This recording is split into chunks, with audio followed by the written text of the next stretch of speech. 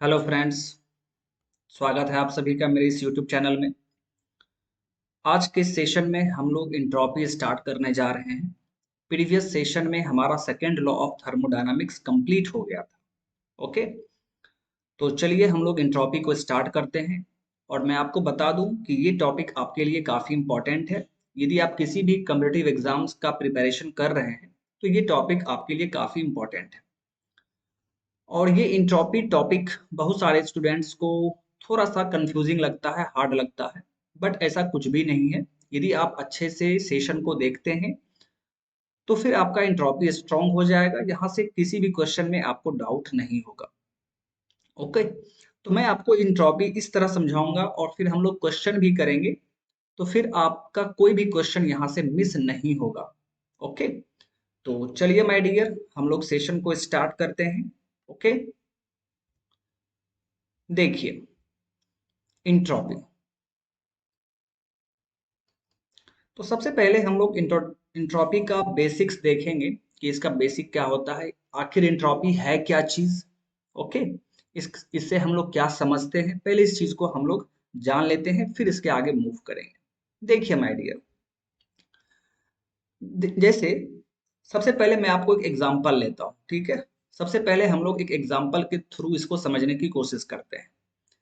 जैसे मान लीजिए हमारा बॉडी, ह्यूमन बॉडी, ठीक है। ह्यूमन बॉडी का एग्जांपल लीजिए। तो हमारा जो बॉडी है ये क्या है, ये एक तरह का सिस्टम है। हमारा बॉडी भी क्या है, एक आपका सिस्टम है। हम अपने बॉडी में हीट लेते हैं, वर्क करते हैं, दैट मीन्स हमारा बॉडी भी एक सिस्टम हुआ। ओके, अब आपने कभी फील किया होगा, जैसे मान लीजिए कि कभी आपके बॉडी में कम एनर्जी फील हो रहा हो, तो आप क्या महसूस करते हैं, आप महसूस करते हैं कि आप स्टेबल हैं। स्टेबल मतलब आप शांत रहेंगे, ठीक है। अगर सिंपल लैंग्वेज में बात किया जाए तो अगर कभी भी आपके बॉडी में एनर्जी थोड़ा सा कम लग रहा हो तो आप थोड़ा सा वहां पर आलस फील करेंगे, लेजीनेस फील करेंगे, ठीक है। और फिर आप चाहेंगे कि आप जिस पोजीशन में जहां पर भी बैठे हों आप उसी पोजीशन में रहें, ठीक है। मतलब आपके सिस्टम का जो स्टेबिलिटी है वो उस टाइम थोड़ा सा ज्यादा है और वो चाह रहा है कि हम इसी पोजीशन में रहें। तो हम कहते हैं कि उस टाइम हमारे सिस्टम का इंट्रोपी कम है। उस टाइम हमारे सिस्टम का इंट्रोपी कम है। लेकिन यदि हम कुछ एनर्जी ले लेते हैं, कुछ हीट इनपुट ले लेते हैं, अपने बॉडी में कुछ हीट इनपुट हम ले लेते हैं, जैसे कुछ भी हीट इनपुट में कुछ भी हो सकता है, ठीक है। तो कुछ भी हीट हम लेते हैं, ठीक है, या तो आप फूड के थ्रू, ठीक है, या तो आजकल मार्केट में बहुत सारे इंजेक्शन मिलते हैं, तो उसके थ्रू भी जब आप एनर्जी लेते हैं अपने बॉडी में, तब आप क्या फील करते हैं, तो उस टाइम आप फील करेंगे कि आपके बॉडी का एनर्जी ज्यादा हो गया है और आपके बॉडी में लेजीनेस महसूस नहीं होगा, आप अनस्टेबल फील करेंगे। मतलब आपके सिस्टम का जो ऑर्डर है ना वो ऑर्डर चेंज हो जाएगा, आपका डिसऑर्डरनेस बढ़ जाएगा, आपका डिसऑर्डरनेस बढ़ जाएगा, ठीक है। कुछ देर पहले आप लेजीनेस फील कर रहे थे, एक जगह बैठे हुए थे, लेकिन जैसे ही आपने हीट इनपुट लिया आपके बॉडी में क्या आ गया, एनर्जी आ गया, ठीक है। तो आप फिर तुरंत क्या होंगे, तुरंत आप अपने पोजीशन से उठकर इधर उधर करना शुरू कर देंगे, कोई वर्क करना शुरू कर देंगे। दैट मीन्स आपका ऑर्डर जो है, आपके सिस्टम का ऑर्डर चेंज हो चुका है, आपका सिस्टम डिसऑर्डर हो चुका है। यानी हम कहेंगे उस टाइम सिंपल लैंग्वेज में कि हमारे सिस्टम का इंट्रोपी बढ़ गया है, हमारे सिस्टम का इंट्रोपी बढ़ गया है। तो इसका कंक्लूजन क्या है, तो इसका कंक्लूजन यही है माय डियर फ्रेंड। इंट्रोपी क्या है, तो ये किसी भी मॉलिक्यूल्स का डिसऑर्डरनेस का मेजर है। It is the measure of disorderness of molecules. कोई भी मॉलिक्यूल्स कितना ज्यादा डिसऑर्डर है, इसे कौन रिप्रेजेंट करेगा, तो इसे एंट्रोपी रिप्रेजेंट करेगा। अगर किसी भी मॉलिक्यूल्स का एंट्रोपी ज्यादा होगा इसका मतलब है कि उसका डिसऑर्डरनेस ज्यादा होगा। और अगर किसी भी मॉलिक्यूल्स का डिसऑर्डरनेस कम होगा तो आप क्या बोलेंगे कि उसका एंट्रोपी कम होगा। Okay, so entropy is the measure of disorderness of molecules. Okay, चलिए अब यहां पर देखते हैं, अब यहां पर समझने की कोशिश कीजिए। मान लीजिए, मान लीजिए माय डियर फ्रेंड, एक और एग्जांपल के हेल्प से हम लोग समझने की कोशिश करते हैं। मान लीजिए कि ये आपका कोई रूम है, ये आपका कोई रूम है, क्लासरूम मान लीजिए, और इसमें नंबर ऑफ स्टूडेंट्स बैठे हुए हैं, नंबर ऑफ स्टूडेंट्स यहाँ पर बैठे हुए हैं। ओके, नंबर ऑफ स्टूडेंट्स यहाँ पर बैठे हुए हैं और सिर्फ यहाँ पर एक ही गेट है, एक ही डोर है आपका निकलने के लिए। और जैसे ही क्लास क्लास बंद हुआ, ठीक है, क्लास कंप्लीट हुआ, तो उस टाइम आप देखते होंगे कि सभी स्टूडेंट इस गेट पर एक ही साथ पहुंच जाते हैं, एक ही साथ पहुंच जाते हैं माय डियर, ठीक है, ताकि हम लोग पहले निकले। तो मतलब पहले निकलने के लिए ये लोग सभी स्टूडेंट एक ही साथ उस गेट पर पहुंच जाते हैं। इसका मतलब क्या हुआ कि इस सिस्टम के लिए, इस रूम के लिए, ये जो स्टूडेंट है ये मॉलिक्यूल्स की तरह बिहेव कर रहा है, ये स्टूडेंट मॉलिक्यूल्स की तरह बिहेव करेगा। और आप क्या देख रहे हैं कि सभी स्टूडेंट यहाँ पर एक जगह भीड़ लगा के जमा हो गए हैं और सभी निकलना चाह रहे हैं, ठीक है, सभी धक्का मुक्की कर रहे हैं। इसका मतलब है कि मॉलिक्यूल्स डिसऑर्डर है, मॉलिक्यूल्स का ऑर्डरनेस कम हो चुका है, मॉलिक्यूल्स ज्यादा डिसऑर्डर है, ऑर्डर में है ही नहीं। तो यहाँ पर क्या होगा, यहाँ पर इंट्रोपी इंक्रीज हो गया है, यानी सिस्टम का इंट्रोपी इंक्रीज हो गया है। अब आप बताइए, जब सभी स्टूडेंट इस तरह घेर के गेट से बाहर निकलना चाह रहे हैं तो क्या वो आसानी से निकल पाएंगे? बिल्कुल भी नहीं, बिल्कुल भी नहीं, उनको निकलने में टाइम लग जाएगा। अगर वही सभी स्टूडेंट सीक्वेंस से वन बाय वन इस गेट से निकलते तो फिर ये आसानी से बहुत कम टाइम में सभी स्टूडेंट बाहर निकल जाते। इसका मतलब यह है कि जब सभी स्टूडेंट एक ही साथ जमा हो गए हैं तो वहां पर एफिशिएंसी जो होगा, जो एफिशिएंसी होगा माय डियर फ्रेंड, वो क्या होगा, वो डिक्रीज हो जाएगा, वो डिक्रीज हो जाएगा। यानी यदि किसी भी सिस्टम का इंट्रोपी इंक्रीज हो रहा है, इंट्रोपी ज्यादा है, तो उसका एफिशिएंसी क्या होगा, कम होगा। बात समझ में आ गया? और यदि ये सिंगल सिंगल निकलते, सीक्वेंस से निकलते, ऑर्डर से निकलते, तो फिर ये आसानी से बाहर निकल जाते। तो उस टाइम अगर ये सीक्वेंस से बाहर निकलेंगे तो उस टाइम मॉलिक्यूल्स का इंट्रोपी क्या होगा माय डियर, कम होगा। और जब मॉलिक्यूल्स का इंट्रोपी कम होगा तो उसका एफिशिएंसी ज्यादा हो जाएगा, वो आसानी से निकल पाएंगे। तो वहां पर जो जो आपका वो बाहर निकलना चाह रहे हैं वो एफिशिएंट वे में पूरा हो पाएगा। ओके, तो यहां पर आपने क्या सीखा, यदि किसी भी सिस्टम का इंट्रोपी ज्यादा होगा, अगर कोई मॉलिक्यूल्स या सिस्टम ज्यादा डिसऑर्डर है तो उस सिस्टम का एफिशिएंसी क्या होगा, कम होगा। अगर किसी सिस्टम का इंट्रोपी कम है तो उसका एफिशिएंसी क्या होगा, ज्यादा होगा। ओके, तो ये पॉइंट आपको ध्यान में रखना होगा। तो चलिए इंट्रोपी के पॉइंट्स को हम यहाँ पर लिख दे रहे हैं। इंट्रोपी क्या है? तो it is a measure of, it is a measure of disorderness of molecules, disorderness of molecules। कोई भी मॉलिक्यूल्स कितना ज्यादा डिसऑर्डर है वो हमें इंट्रोपी के वैल्यू से पता चलेगा। अगर इंट्रोपी का वैल्यू ज्यादा है दैट मीन्स वो मॉलिक्यूल ज्यादा डिसऑर्डर है, ठीक है। और अगर आपका मॉलिक्यूल्स कम, अगर किसी मॉलिक्यूल्स का एंट्रोपी कम है दैट मीन्स वो कम डिसऑर्डर है। Okay, so it is a measure of disorderness of molecules. Greater the entropy, greater the entropy, lesser will be the efficiency, lesser will be the efficiency, okay, laser will be the efficiency. I hope कि आपको ये सभी चीजें अच्छे तरीके से समझ में आ गया होगा। तो इंट्रोपी के बारे में यदि आपसे कोई पूछे तो आप सिंपल वे में बोल देंगे कि this this represents measure of disorderness of molecules. Okay, चलिए, बहुत ही अच्छी बात है माय डियर। अब इसके आगे हम लोग मूव करते हैं। तो अब हम लोग यहाँ पर बेसिकली ये देखना चाहेंगे कि किसी भी साइकिल के लिए इंट्रोपी चेंज क्या होगा, इंट्रोपी हम लोग कैसे फाइंड करेंगे।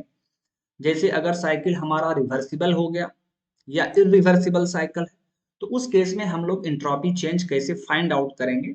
तो आइए इस चीज को हम लोग देखते हैं। तो सबसे फर्स्ट में हम लोग रिवर्सिबल साइकिल के बारे में बात करते हैं। Case one, reversible cycle, reversible cycle, okay. चलिए, तो हम लोग सबसे पहले रिवर्सिबल साइकिल के बारे में देख लेते हैं। ध्यान से देखेंगे आप। मान लीजिए मान लीजिए कि एक साइकिल है,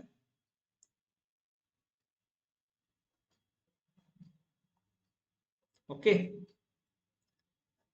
यहां पर आप एक साइकिल फॉर्म कर दीजिए। टू प्रोसेस साइकिल हम लोग देख लेते हैं। This state point is one, ये स्टेट पॉइंट आपका टू है। ये प्रोसेस ए, ये प्रोसेस बी। तो माय डियर फ्रेंड, यहां पर 1A2 B1, ये साइकिल क्या है, रिवर्सिबल साइकिल। ये आपका रिवर्सिबल साइकिल। और मैंने आपको बताया था कि कोई भी साइकिल रिवर्सिबल तभी होगा जब उसका सभी प्रोसेस रिवर्सिबल हो। और जब भी हम कोई डायग्राम बनाते हैं, चाहे वो पीवी डायग्राम हो, टीएस डायग्राम हो, एचएस डायग्राम हो, अगर उस डायग्राम पर प्रोसेस आपका कंप्लीट लाइन है तो दैट मीन्स वो आपका रिवर्सिबल प्रोसेस है। बट यदि आपका लाइन आपका क्या हो, आपका डॉटेड लाइन हो, तो दैट मीन्स वो आपका इरिवर्सिबल प्रोसेस होता है। ठीक है, इस चीज को आप ध्यान में रखेंगे। तो हमने यहाँ पर एक साइकिल लिया 1A2B1, जो कि क्या है, रिवर्सिबल साइकिल। ओके, अब यहाँ पर एक साइकिल और ले लेते हैं और वो भी हमारा रिवर्सिबल ही होगा। तो आइए कैसे, तो देखिए।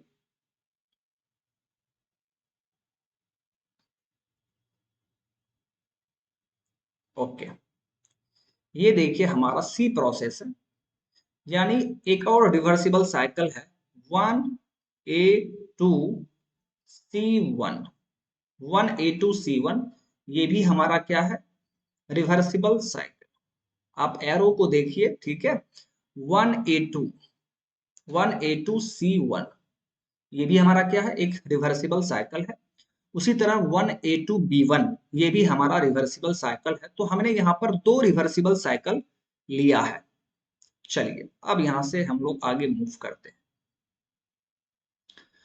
तो माय डियर फ्रेंड, हमने क्लॉसियस इनइक्वालिटी में क्या देखा था, रिकॉल कीजिए। According to Clausius inequality, according to Clausius inequality, हमने क्लॉसियस इनइक्वालिटी में पढ़ा था कि किसी भी रिवर्सिबल साइकिल के लिए cyclic integral of dq by t will be zero. यही हमने पढ़ा था क्लॉसियस इनइक्वालिटी में। ओके, यानी ये किसके लिए है, रिवर्सिबल साइकिल के लिए। ओके माय डियर, अब यहां से देखिए, यहाँ तो दो रिवर्सिबल साइकिल है, तो दोनों रिवर्सिबल साइकिल के लिए हम लोग क्लॉसियस इनइक्वालिटी अप्लाई करेंगे। दोनों ही रिवर्सिबल साइकिल में हम लोग क्लॉसियस इनइक्वालिटी को अप्लाई करेंगे। ओके, तो पहले हम लोग 1A2B1 फर्स्ट रिवर्सिबल साइकिल में क्लॉसियस इनइक्वालिटी को अप्लाई करते हैं। तो यहाँ पर आप क्या देख रहे हैं कि इस साइकिल में दो प्रोसेस है, एक तो आपका ए प्रोसेस और एक आपका बी प्रोसेस, दो प्रोसेस है। तो इस दोनों प्रोसेस के लिए हीट और टेम्परेचर का जो रेशियो होगा उसे हमें ऐड करना होगा। साइक्लिक इंटीग्रल का मतलब तो यही हुआ, इस दोनों प्रोसेस में हीट और टेम्परेचर का जो रेशियो होगा उस रेशियो को आपको ऐड करना होगा। ओके, तो फर्स्ट साइकिल के लिए आप क्या लिखेंगे, आप लिखेंगे my dear friend dq by t for 1A2 process, for 1A2 process plus dq by t for 2B1 process is equal to क्या होगा, 0। यही जो आप लिखे हैं dq by t 1A2 plus dq by t 2B1, इसे ही क्या बोलेंगे, cyclic integral of dq by t। हमने दोनों प्रोसेस में हीट और टेम्परेचर का रेशियो को ऐड कर दिया है और ये किसके बराबर होगा, 0 के बराबर। और ये किसके लिए है, for first cycle, for first cycle. Okay, अब हम लोग सेकेंड साइकिल के लिए लगाएंगे। तो सेकेंड साइकिल में आप क्या देख रहे हैं, 1A2C1 साइकिल में दो प्रोसेस है, एक तो आपका ए प्रोसेस है और एक आपका सी प्रोसेस है, इसमें बी प्रोसेस नहीं है, ठीक है, ए और सी प्रोसेस। तो इस ए और सी प्रोसेस के लिए जो हीट और टेम्परेचर का रेशियो होगा उसे हम ऐड कर देंगे और वो 0 होना चाहिए। ओके, तो आप क्या लिखेंगे my dear, so dq by t for 1A2 plus dq by t 2C1 is equal to 0। और ये किसके लिए होगा, तो ये होगा my dear friend for second cycle. Second cycle के लिए आपने क्लॉसियस इनइक्वालिटी को लिख दिया है। चलिए, बहुत ही अच्छी बात है। अब इन दोनों इक्वेशन को आप माइनस कर देंगे, इन दोनों इक्वेशन को हम माइनस कर रहे हैं। ओके, पहले हमने क्या किया, दोनों साइकिल के लिए क्लॉसियस इनइक्वालिटी को अप्लाई किया, जो कि रिवर्सिबल है तो रिवर्सिबल वाला यूज करेंगे। फिर इन दोनों इक्वेशन को आप माइनस कर देंगे। तो यहाँ पर देखिए dq by t 1A2, dq by t 1A2 cancel out हो गया। तो हमें क्या मिलेगा, तो हमें मिलेगा my dear friend dq by t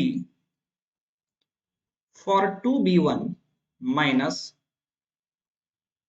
dq by t for 2C1 is equal to 0। Okay, तो इसे आप कैसे लिख सकते हैं, तो इसे आप लिखेंगे dq by t for 2B1 is equal to dq by t for 2C1। Okay, चलिए अब देखिए, सो dq by t, ये जो आप 2B1 प्रोसेस देख रहे हैं, 2B1 प्रोसेस, वो प्रोसेस क्या है, रिवर्सिबल प्रोसेस है। यानी आप यहां पर लिख सकते हैं कि वो रिवर्सिबल प्रोसेस B है। Okay, is equal to dq by t 2C1 देख रहे हैं, तो 2C1 क्या है, वो भी आपका रिवर्सिबल प्रोसेस है। कौन सा, सी प्रोसेस। तो ये क्या है, रिवर्सिबल प्रोसेस सी। ये दोनों बराबर हो गए, मतलब ये हुआ कि इस बी और सी प्रोसेस के लिए dq by t का रेशियो सेम आ रहा। तो ये रेशियो सेम आ रहा है, इसका क्या मतलब है, तो आइए इस चीज को समझते हैं।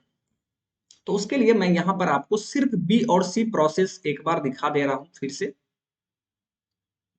हम लोग यहां पर सिर्फ बी और सी प्रोसेस देखेंगे, ठीक है ना। देखिए, ये आपका प्रोसेस बी है और ये प्रोसेस आपका क्या है, C. This is your process B and this is your process C. This point is 2, this point is 1। और आपने क्या देखा, आपने देखा माय डियर फ्रेंड कि dq by t B process के लिए जितना इसका वैल्यू है उतना ही वैल्यू dq by t का सी प्रोसेस के लिए भी आ रहा है, सी प्रोसेस के लिए भी आ रहा है। इसका क्या मतलब है, ध्यान से देखिए। जबकि आप क्लियरली देख पा रहे हैं कि ये बी प्रोसेस और सी प्रोसेस दोनों ही डिफरेंट प्रोसेस है, दोनों का पाथ डिफरेंट है, लेकिन उसके बावजूद भी dq by t का वैल्यू सेम आ रहा है। मतलब इस टर्म का value, dq by t term का वैल्यू जितना बी प्रोसेस के लिए है उतना ही सी प्रोसेस के लिए है। यानी ये टर्म dq बाई टी क्या पाथ पर डिपेंड कर रहा है? नहीं। अगर ये पाथ पर डिपेंड कर रहा होता तो यहाँ पर पाथ डिफरेंट है, अलग पाथ है, तो ये इसका वैल्यू भी सेम नहीं आता, इसका वैल्यू भी डिफरेंट हो जाता। लेकिन यहाँ पर इन दोनों प्रोसेस के लिए इस टर्म का वैल्यू सेम आ रहा है। इसका साफ मतलब है कि ये पाथ पर डिपेंड नहीं कर रहा है। तो फिर किस पे डिपेंड कर रहा है? तो देखिए, दोनों प्रोसेस का एंड पॉइंट सेम है। दोनों प्रोसेस का my dear friend end point same है। तो इसका क्या मतलब है? इसका मतलब है कि ये जो टर्म है dq बाई टी, ये टर्म पॉइंट पर डिपेंड कर रहा है, एंड पॉइंट पर डिपेंड कर रहा है। क्योंकि दोनों प्रोसेस का पॉइंट एंड पॉइंट सेम है, इसीलिए ये वैल्यू भी सेम आया है।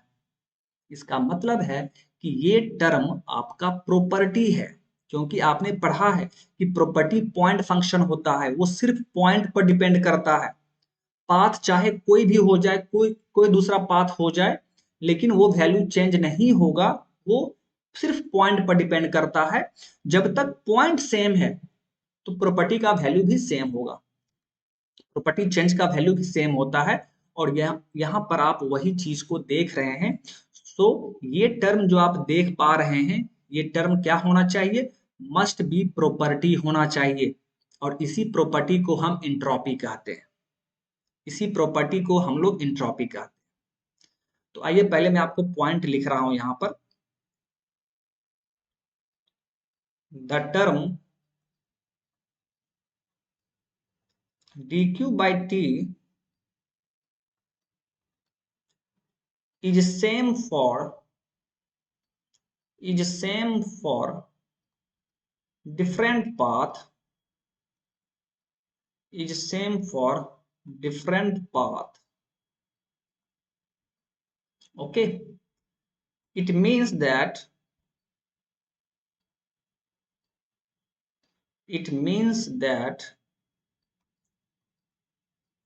it does not depend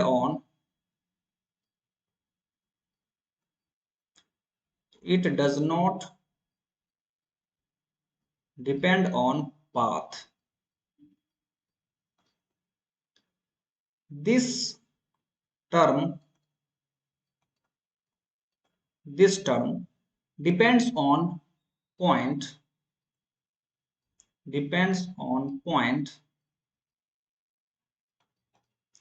hence this term must be a property. Hence this term must be a property,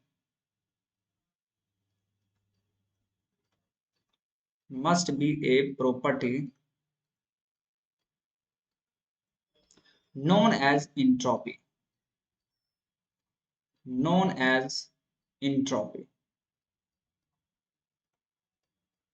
okay, so तो हम लोग क्या लिखेंगे? देखिए, हम लोग लिखेंगे dq by t for a reversible process B is equal to dq by t for reversible process C। ये दोनों सेम है और ये किसके बराबर हो जाएगा? चेंज इन इंट्रॉपी के बराबर हो जाएगा, चेंज इन इंट्रॉपी के बराबर हो जाएगा। तो इस टर्म को हम लोग क्या कहते हैं? इस टर्म को हम लोग कहते हैं चेंज इन इंट्रॉपी,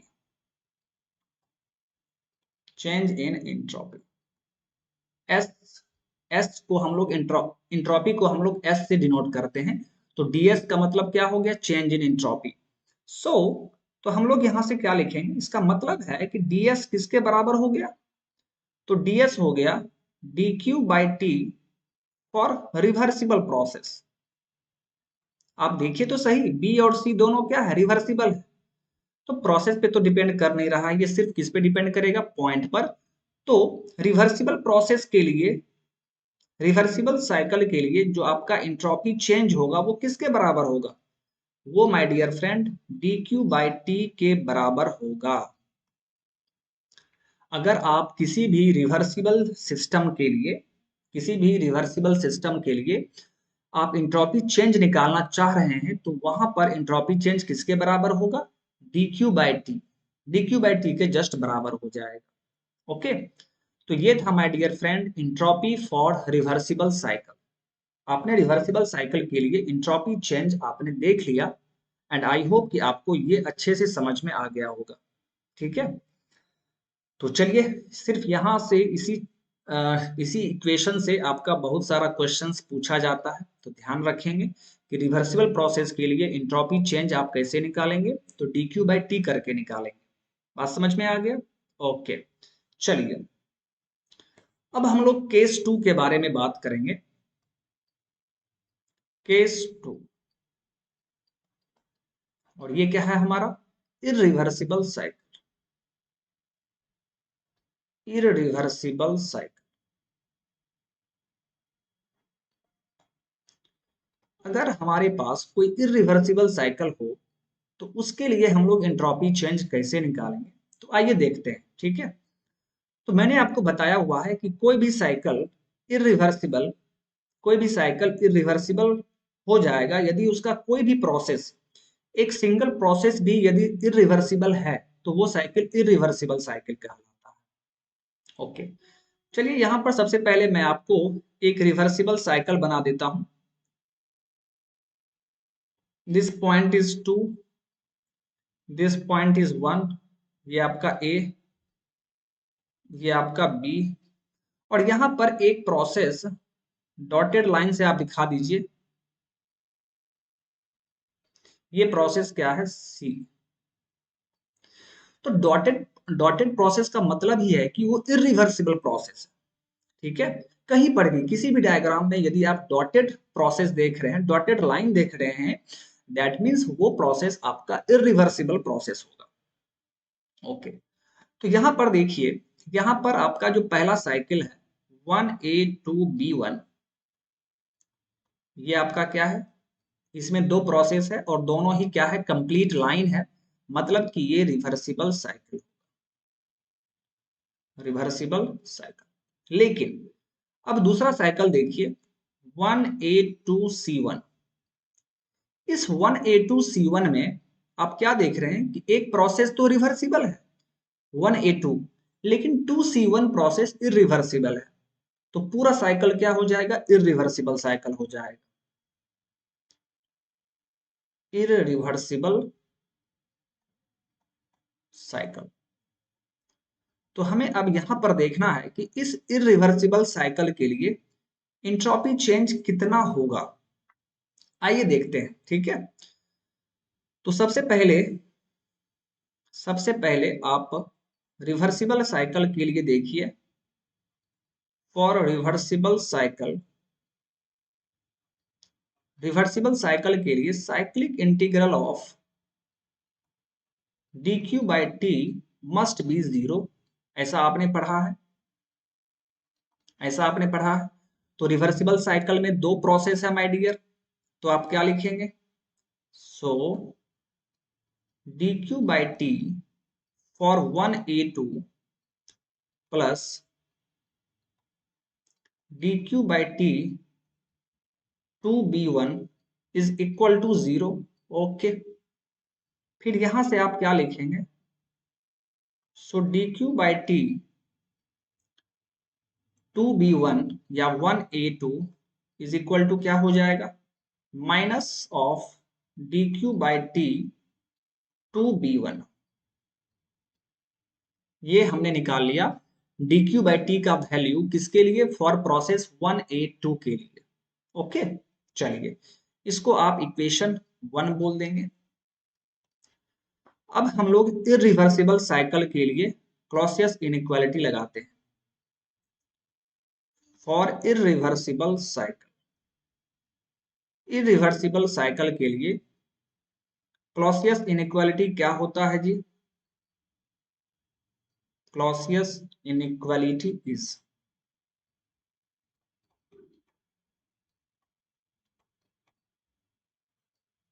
तो ये आपने पढ़ा था।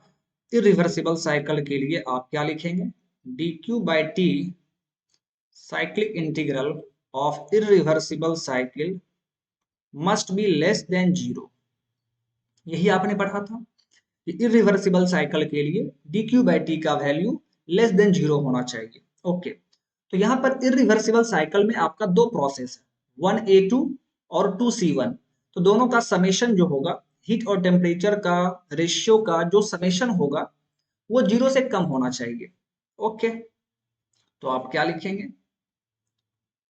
सो dq/t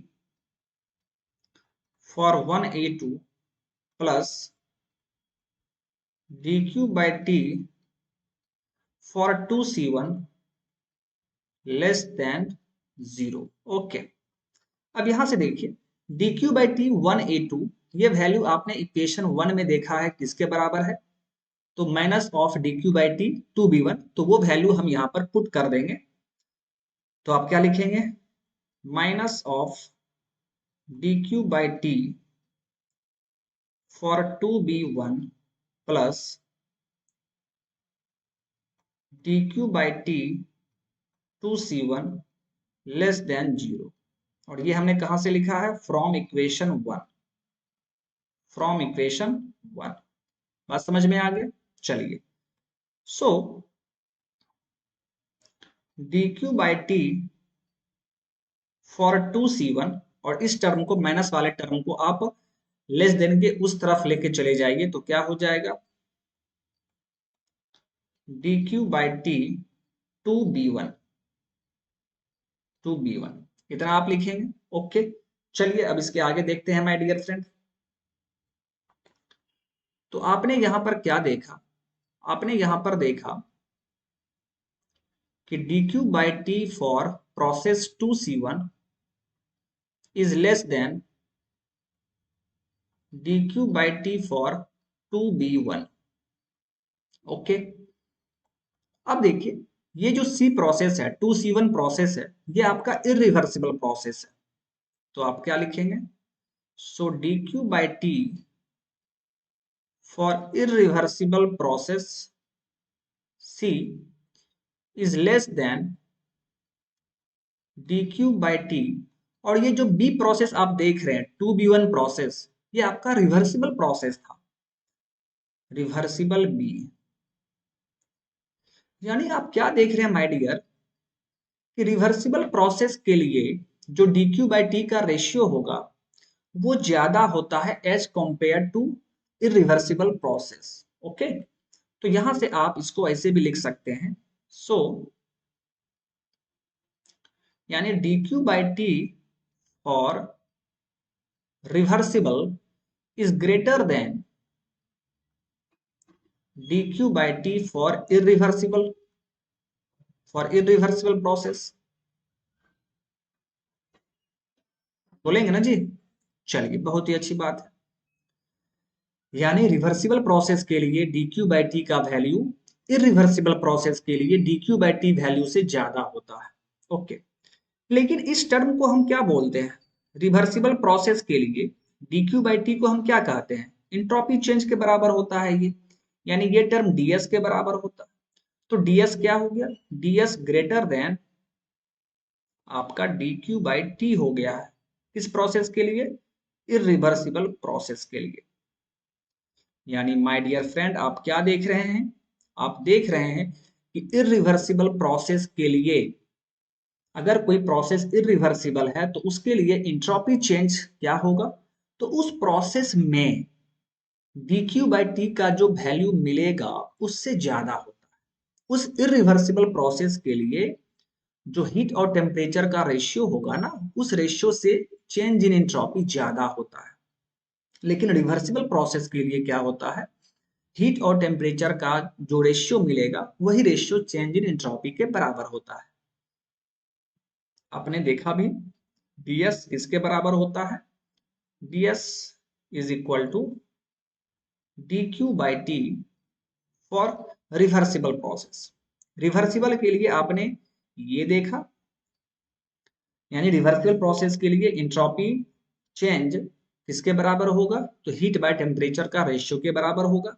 लेकिन इरिवर्सिबल प्रोसेस के लिए हीट बाय टेम्परेचर के रेशियो से ज्यादा होगा। बात समझ में आ रहा है?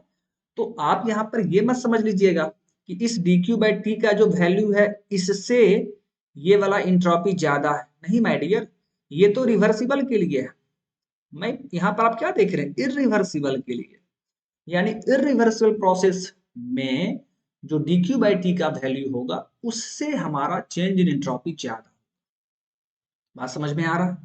ओके, चलिए अब आप यदि इन दोनों को कंबाइन करते हैं तो क्या आप ऐसा लिख सकते हैं, so entropy change will be greater than equal to dq by T, ऐसा लिख सकते हैं आप?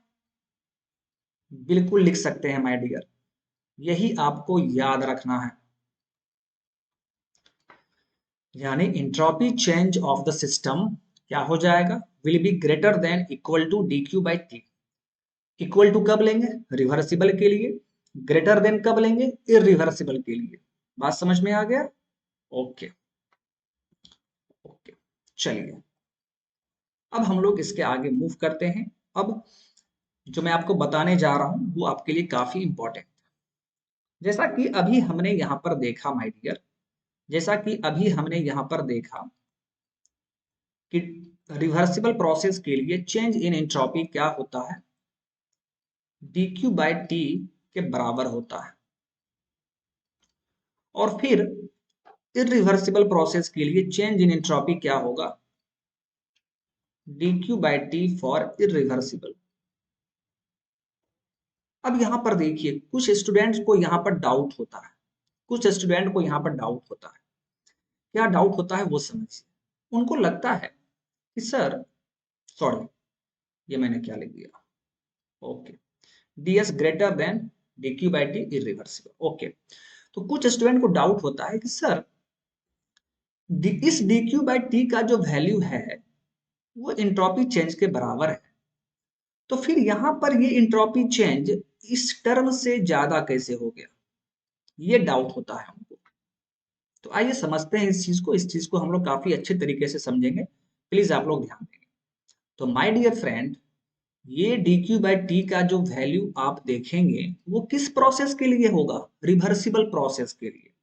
यानी उस रिवर्सिबल प्रोसेस के लिए जो हीट और टेम्परेचर का रेशियो होगा, जो वैल्यू आएगा वो आपका चेंज इन इंट्रोपी होगा।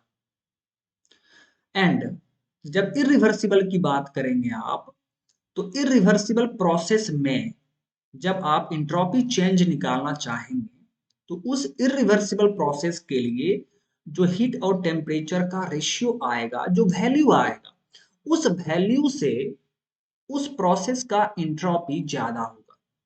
बात समझ में आ रहा है? चलिए हम लोग एक फिगर के हेल्प से समझने की कोशिश करते हैं।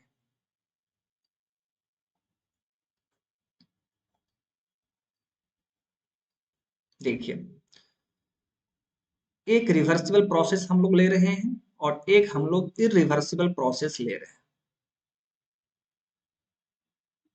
ओके, हमने एक रिवर्सिबल प्रोसेस लिया है और एक इरिवर्सिबल प्रोसेस लिया है। दिस इज इरिवर्सिबल प्रोसेस और ये क्या है, रिवर्सिबल प्रोसेस। ओके, ये आपका रिवर्सिबल प्रोसेस, ये मान लीजिए एस है, ठीक है, ये इंट्रोपी एक्सिस है, ठीक है, ये पॉइंट आपका 1 है एंड दिस पॉइंट इज 2। तो इस वन पॉइंट पे इंट्रोपी कितना होगा, आप क्या बोलेंगे सर, S1 होगा। इस 2 पॉइंट पर इंट्रोपी कितना होगा, तो आप कहेंगे सर S2 होगा। इंट्रोपी क्या है, प्रॉपर्टी है। तो इंट्रोपी का वैल्यू हम कहां पर निकालेंगे, पॉइंट पर निकालेंगे जी, पॉइंट फंक्शन है ना। अभी आपको मैंने बताया कि इंट्रोपी प्रॉपर्टी है, मतलब पॉइंट फंक्शन पॉइंट पर डिपेंड करेगा, तो इसका वैल्यू हम लोग कहां पर निकाल पाएंगे, पॉइंट पर निकाल पाएंगे। ओके, अब यदि आपको यहां पर बोला जाए कि बाबू ठीक है, तुम दोनों प्रोसेस के लिए इंट्रोपी चेंज निकालो, तो सबसे पहले रिवर्सिबल प्रोसेस में आपने देखा और उसका इंट्रोपी चेंज क्या होगा, तो ये तो सिर्फ एंड पॉइंट पे डिपेंड करेगा, सिर्फ 2 और 1 पे डिपेंड करेगा, क्योंकि ये प्रॉपर्टी है, पॉइंट फंक्शन है, सिर्फ एंड पॉइंट पर डिपेंड करता है। तो इसको आप कैसे लिखेंगे, S2 माइनस S1। ओके, फिर यदि यहां पर बोला जाए कि बाबू इंट्रोपी चेंज इरिवर्सिबल प्रोसेस के लिए निकालो, जो आप इरिवर्सिबल प्रोसेस यहां पर देख रहे हैं उस इरिवर्सिबल प्रोसेस के लिए इंट्रॉपी चेंज निकालो। तो माय डियर, उस प्रोसेस के लिए भी हमें इंट्रॉपी चेंज निकालना है। तो इंट्रॉपी प्रॉपर्टी है, ये सिर्फ पॉइंट पर डिपेंड करेगा, और इस प्रोसेस के लिए भी एंड पॉइंट हमारा वही है 2 और 1। तो इसके लिए भी इंट्रॉपी चेंज क्या होगा, S2 माइनस S1। सो आप क्या बोल सकते हैं, सो आप बोल सकते हैं यानी entropy change for reversible process is equal to entropy change for irreversible process. तो यहां पर दोनों ही प्रोसेस का इंट्रॉपी चेंज सेम आ गया। तो क्या दोनों प्रोसेस का इंट्रॉपी हर जगह सेम होगा? नहीं माय डियर, यहां पर सेम क्यों हुआ है? क्योंकि इंट्रॉपी पॉइंट पर डिपेंड करता है और इस दोनों प्रोसेस का एंड पॉइंट सेम है। देखिए, दोनों ही प्रोसेस 1 पॉइंट से स्टार्ट हुआ है और दोनों ही प्रोसेस 2 पॉइंट पर एंड हुआ है, खत्म हुआ है। तो याद रखिए, कोई भी रिवर्सिबल या इरिवर्सिबल प्रोसेस, अगर उस दोनों प्रोसेस का एंड पॉइंट सेम रहेगा तो उस टाइम दोनों प्रोसेस के लिए इंट्रॉपी चेंज सेम हो जाएगा। ओके, वही आपने यहां पर देखा। अब देखिए, अब स्टूडेंट को यहां पर डाउट होगा माय डियर। कैसा डाउट? यहां से देख लीजिए, यहां पर आपका क्या मिल रहा है कि रिवर्सिबल प्रोसेस के लिए इंट्रॉपी चेंज इरिवर्सिबल प्रोसेस के लिए इंट्रॉपी चेंज के बराबर होगा। ओके, तो आप बोलेंगे सर, फिर यहां पर देखिए, रिवर्सिबल प्रोसेस के लिए इंट्रॉपी चेंज dq/t के बराबर है, लेकिन इरिवर्सिबल के लिए एंट्रोपी चेंज उससे ज्यादा होता है। तो दोनों वैल्यू सेम कहां हुआ? आइए इस चीज को समझते हैं, ध्यान देंगे। ये प्रोसेस आपका रिवर्सिबल प्रोसेस है माय डियर। तो इस रिवर्सिबल प्रोसेस के लिए आप क्या निकालेंगे? आप dq/t का वैल्यू निकालेंगे। और ये क्या होगा? मान लीजिए कि ये वैल्यू आपने निकाला और वो वैल्यू मान लीजिए 10 आ गया। लेट मान रहे हैं कि वो वैल्यू हमारा 10 आ गया, तो यही वैल्यू हमारा क्या होगा? चेंज इन इंट्रॉपी के बराबर होगा, क्योंकि ये रिवर्सिबल प्रोसेस है। तो देखिए, हमारा चेंज इन इंट्रॉपी का वैल्यू कितना आ गया? 10 आ गया। ओके, अब इस इरिवर्सिबल प्रोसेस के लिए आप dq/t का वैल्यू निकालेंगे। तो ये वैल्यू क्या 10 आ पाएगा? नहीं आ पाएगा, क्योंकि ये इरिवर्सिबल है। यहाँ पर एनर्जी का लॉस होगा। ये इरिवर्सिबल प्रोसेस है, तो यहाँ पर एनर्जी का लॉस होगा। तो dq/t का वैल्यू इरिवर्सिबल के लिए 10 तो हो नहीं सकता है। मान लीजिए कि ये 8 हो गया, मान लीजिए कि ये 8 हो गया। तो क्या मैंने आपको ये बोला है कि इरिवर्सिबल में जो dq/t होगा वो एंट्रोपी चेंज के बराबर होता है? नहीं। आप क्या देख रहे हैं कि इरिवर्सिबल प्रोसेस के लिए जो dq/t का वैल्यू होगा उससे एंट्रोपी चेंज ज्यादा होता है। यानी यहाँ पर हमें इरिवर्सिबल के लिए dq/t का वैल्यू 8 आ रहा है। इसका मतलब है कि इस इरिवर्सिबल प्रोसेस के लिए इंट्रोपी चेंज 8 से ज्यादा होगा। और आप क्लियरली देख पा रहे हैं कि 10 तो है ना जी, रिवर्सिबल के लिए 10 है और इरिवर्सिबल के लिए भी 10 है। दोनों बराबर है ना? दोनों बराबर है। तो 8 से ज्यादा हुआ कि नहीं? यानी यहां पर आप क्या बोलेंगे कि ds जो होना चाहिए वो ग्रेटर देन dq/t होता है। और आप क्लियरली देख पा रहे हैं कि ds का वैल्यू हमारा 10 निकला है और 10 ज्यादा है dq/t मतलब 8 से। सेटिस्फाइड है कि नहीं? ये मैं आपको बताना चाह रहा था। तो आपको कंफ्यूज नहीं होना है माय डियर, ठीक है? रिवर्सिबल है, इरिवर्सिबल है, दोनों के लिए dq/t का वैल्यू डिफरेंट आएगा। और अगर दोनों प्रोसेस का एंड पॉइंट सेम है तो दोनों के लिए इंट्रॉपी चेंज सेम हो जाएगा। बात समझ में आ गया? ओके, चलिए अब यहां पर देखिए, हम लोग यहाँ पर इंट्रॉपी में जितने भी फॉर्मूलाज देखेंगे वो सभी रिवर्सिबल प्रोसेस के लिए देखेंगे। किसके लिए देखेंगे? रिवर्सिबल प्रोसेस के लिए। इरिवर्सिबल प्रोसेस के लिए हम कोई भी फॉर्मूलाज नहीं देखेंगे। एक फॉर्मूला देखेंगे बट वो जनरलाइज फॉर्मूला नहीं है। जनरलाइज फॉर्मूला का मतलब होता है कि आपका कोई एक सिंपल फॉर्मूला हो, वैल्यू पुट कीजिए, आपका आंसर आ जाएगा। तो उस तरह का कोई भी अच्छा फॉर्मूला नहीं है। तो अगर अगर माय डियर फ्रेंड किसी इरिवर्सिबल प्रोसेस के लिए देखिए, जैसे मान लीजिए कि आपको कोई इरिवर्सिबल प्रोसेस दे दिया गया है, ये आपका मान लीजिए इरिवर्सिबल प्रोसेस है और इस प्रोसेस के लिए आपको एंट्रोपी चेंज पूछा जा रहा है, तो आप क्या बोलेंगे कि सर ऐसा तो कोई फॉर्मूला हमने पढ़ा नहीं, तो फिर कैसे निकालेंगे? क्योंकि यहां पर क्लियरली बोल रहा है ना कि ग्रेटर देन होगा, ग्रेटर देन होगा। तो ग्रेटर देन कितना होगा ये तो हमें हमें कैसे पता चलेगा? कितना ज्यादा होगा ये तो हमें नहीं पता चलेगा। तो इसका एक उपाय है माय डियर, जिस एंड पॉइंट पर, जो एंड पॉइंट आपका यहाँ पर है, उस दोनों एंड पॉइंट के बीच में आप किसी एक रिवर्सिबल प्रोसेस को लगा दीजिए। आप किसी रिवर्सिबल प्रोसेस को वहां पर लगा दीजिए उसी एंड पॉइंट के बीच में। क्यों, ऐसा क्यों? क्योंकि माय डियर रिवर्सिबल के लिए इंट्रोपी चेंज का फॉर्मूला हम जानते हैं, इक्वल टू होता है ds बराबर।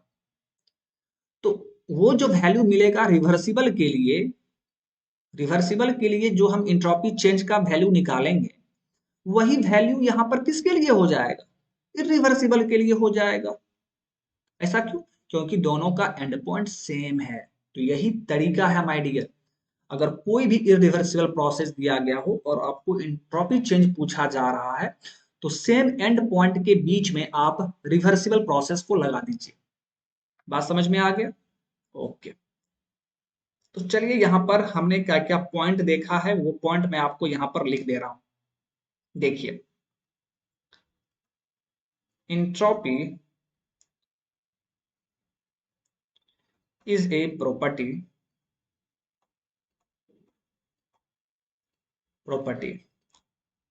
It depends on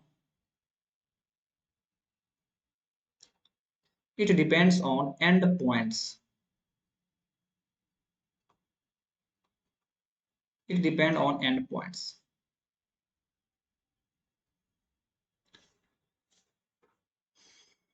It depends on end points. Entropy change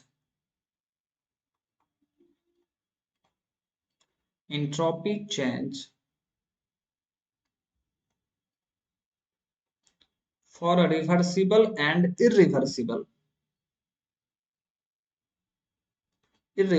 process will be same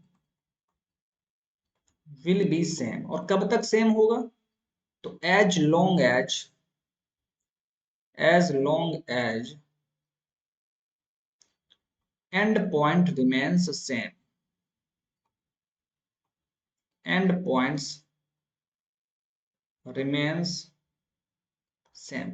जब तक एंड पॉइंट सेम है तो फिर रिवर्सिबल एंड इरिवर्सिबल प्रोसेस के लिए एंट्रोपी चेंज सेम रहेगा। ओके। फिर हमने क्या बताया है, if we have to if we have to find entropy change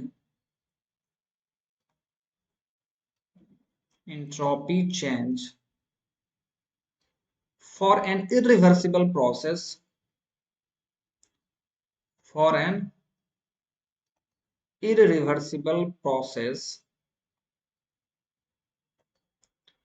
replace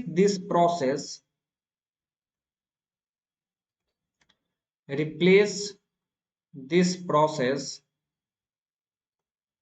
by a reversible process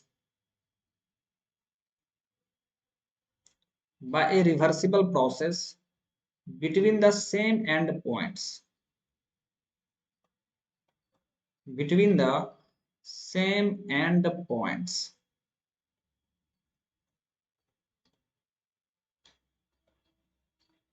I hope कि आपको ये पॉइंट अच्छे तरीके से समझ में आ गया होगा।